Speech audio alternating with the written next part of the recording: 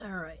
So, welcome back. This is part three, State of the World, for today. And I guess I want to say that normally, when I go to do these videos, I mean, I've put out so much about my platform already, and a lot of it's sort of old news at this point.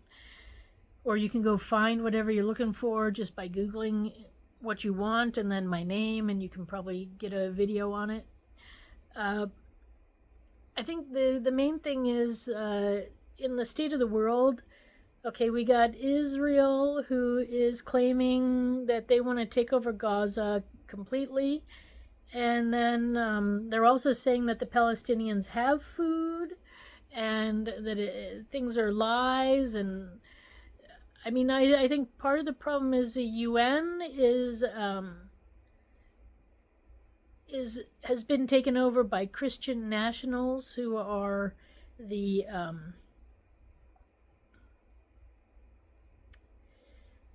what do you call it? The Ziots. I'm drawing a blank on the word. The people who want Israel to be a country, and Zionists. Zionists. Yeah. So, anyways, they there's a lot of Zionists in the UN, and they're actually, I think, helping Israel to do what they're doing, which is slowly stealing the entire country, and this is unacceptable. So I don't know what steps to take next. My thing is, it's hard to tell what's true and what's not on the media anymore. Because, you think you have a reputable channel or TV station that could be a fake one anyways. And then you don't know how much news is real or not. Now, when I was living in Europe, I could get a sense of who tells lies and who doesn't. But in this region of the world, I find it really difficult to understand exactly what is going on, what's gone on. And I have my own thoughts about what happened on October 7th that are not in alignment at all with what the media portrayed. So I have difficulties with all the news coming out of that region. I don't know if anybody's telling the truth truthfully. And even with Putin and the Ukraine, I don't know how much truth is coming out of that area either. So I'm quite hesitant. But the biggest problem being not at the White House and not in Congress or anything like that is I only have the same news that you, the people, have. And there's a lot of secret information that is being passed behind the scenes that you and I don't get to know about, and maybe we will never know, or maybe we have to wait 25 years to find out. So, I'm going to have to trust at least President Trump in whatever actions he's taking. And I have to trust somewhat what is coming out of our government.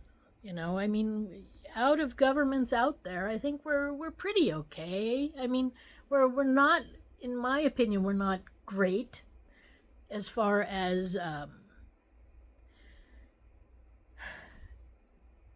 can I say it? There's a lot of corruption in our government, yes.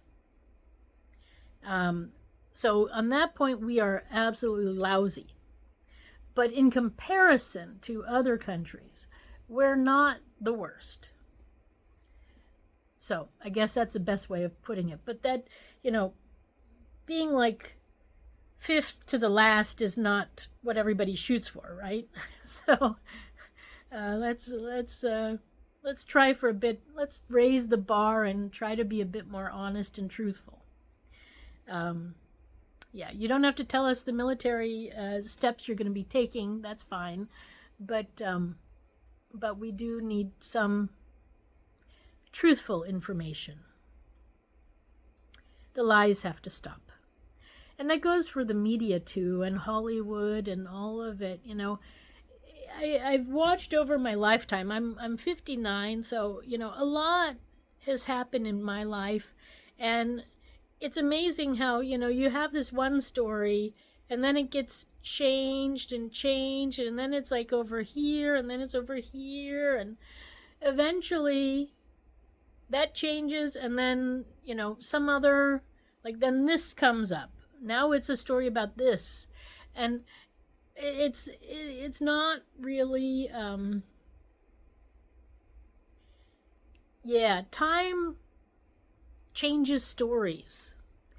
And it's that telephone game, when people talk, things change, and then the story gets this or that, or, there are different embellishments that are put onto a story. So by the end, after, 59 years of stories, things are different from when I was born till now.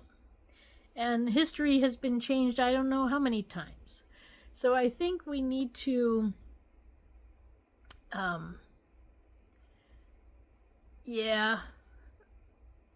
don't know. We need to be more truthful. We need to hold our media to scrutiny better, and our government.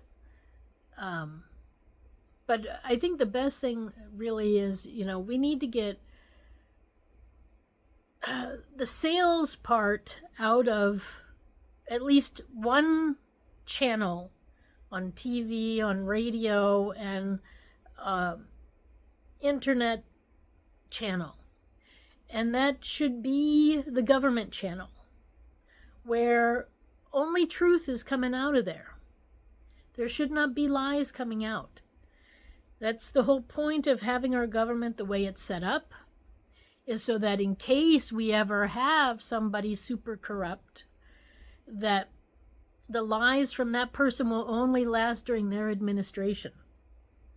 And then, we have this impeachment program that is supposed to oust, so-called liars and cheats, but so far it hasn't actually done that for whatever reason.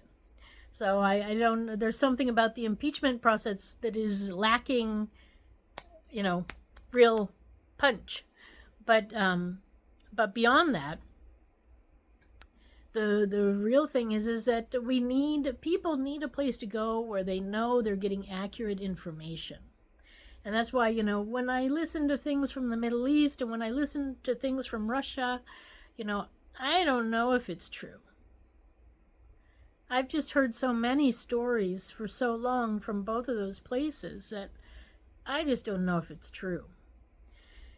Are they telling the truth? Are they manipulating us? But then we got also Hollywood, and we got all these other things. And so, we do have seemingly troubles with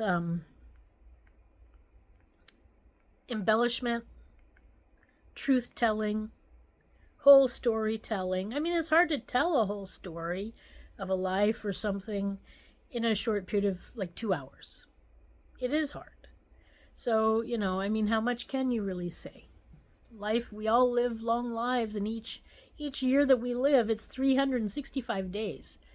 And each one of those days is 24 hours. So that's a lot of living that has to be put into like a 2-hour movie or something. So, anyway, we need some truth, I guess.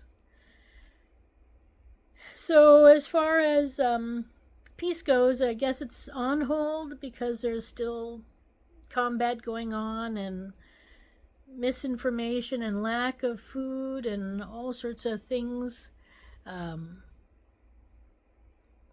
But, again, we're on the outside, you and me, and people like Donald Trump and Congress and everybody in that sphere, they have the inside information.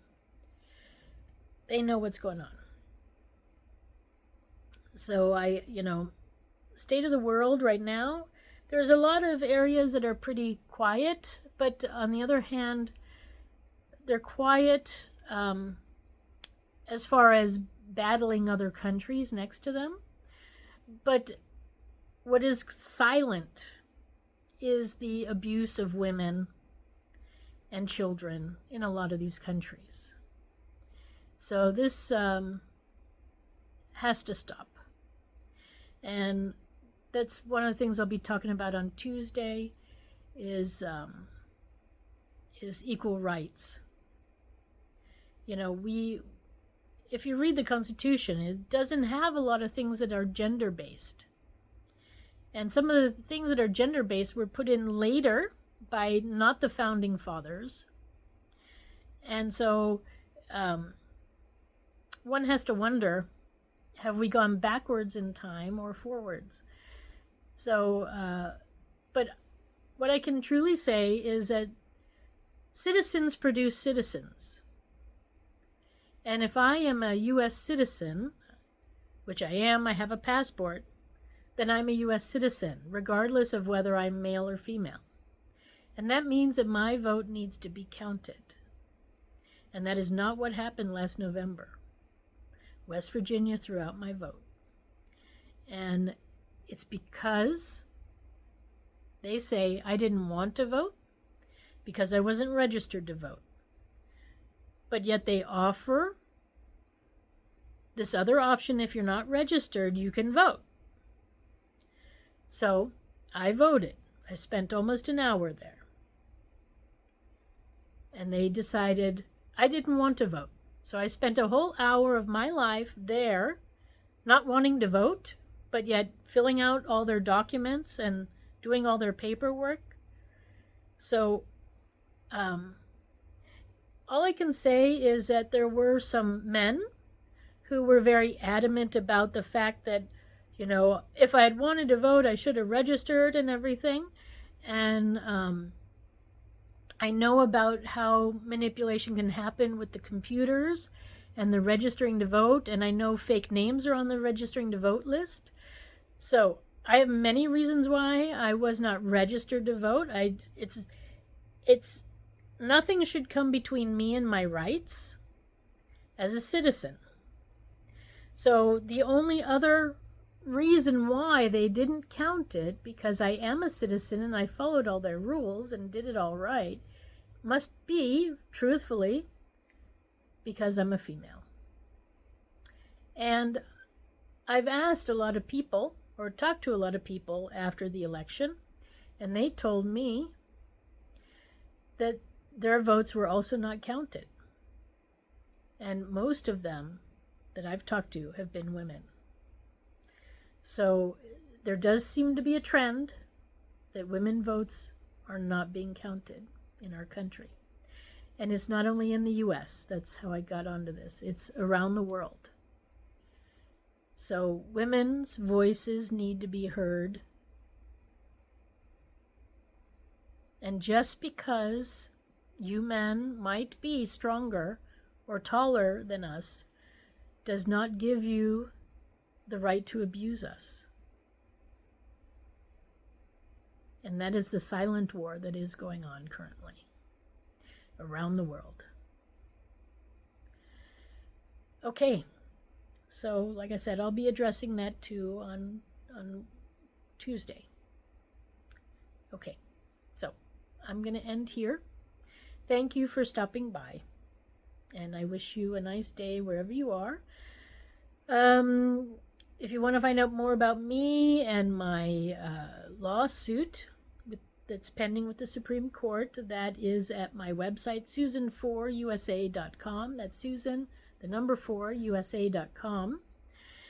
And I'm also here on YouTube or Twitter, or I should say X, or Facebook. I've got several pages, and LinkedIn. So yeah, have a look. YouTube. Don't forget to like and subscribe to my YouTube page or my Facebook page or something like that, wherever you can. And I'll see you around. Okay. Bye for now.